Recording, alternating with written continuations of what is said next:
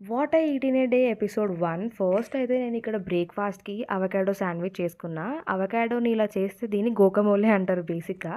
గోకమోలే అంటే అవకాడోని కొంచెం తురిమి ఇలా పేస్ట్ లాగా చేసి దాంట్లో ఆనియన్, టొమాటో అన్ని spices and lemon juice add చేసి చేస్తారనమాట.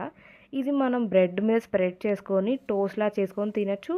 ఆర్ ఎల్స్ కొన్ని కొన్ని సలాడ్స్‌లో కూడా యూజ్ చేస్తారు బేసిక్‌గా బయటైతే. బట్ నేనైతే టోస్ట్‌లా తినడమే నాకు చాలా ఇష్టం.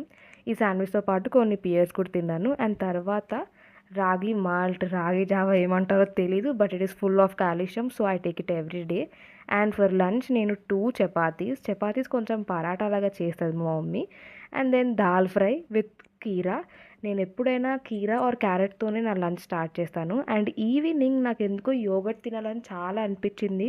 సో, బ్లింకిట్ నుంచి Milky Mist and Epigamia yogurts తెచ్చుకున్నా. ఈ ఎపిగామియా యోగర్ట్ మీకు కనిపిస్తుంది కదా! ఇది లిటరల్లీ ₹100 గైస్ లిటరల్లీ. వీళ్ళు యోగర్ట్ ప్లస్ గ్రనోలా అని చెప్పినందుకు నేను సర్లే ఒకసారి ట్రై చేద్దాము అని చెప్పి తీసుకున్నా. బట్ గ్రానోలా చూసారా అసలు ఎంత తక్కువ క్వాంటిటీయో. I am utterly disappointed. And ఈ యోగర్ట్ కూడా అసలు టేస్టే లేదు. చాలా పుల్లగా ఉంది.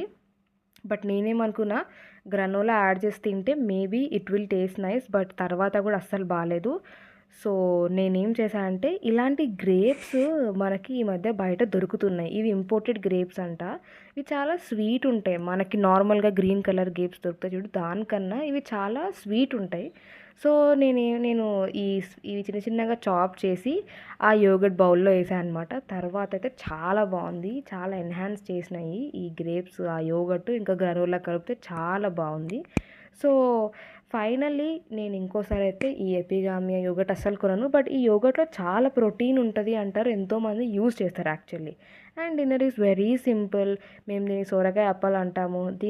దీంతో మధ్యాహ్నం మిగిలిన దాల్ ఫ్రైతోనే తినేసా. బికాస్ ఐ జస్ట్ అడ్జస్ట్ ఇంకేం చేయలేము.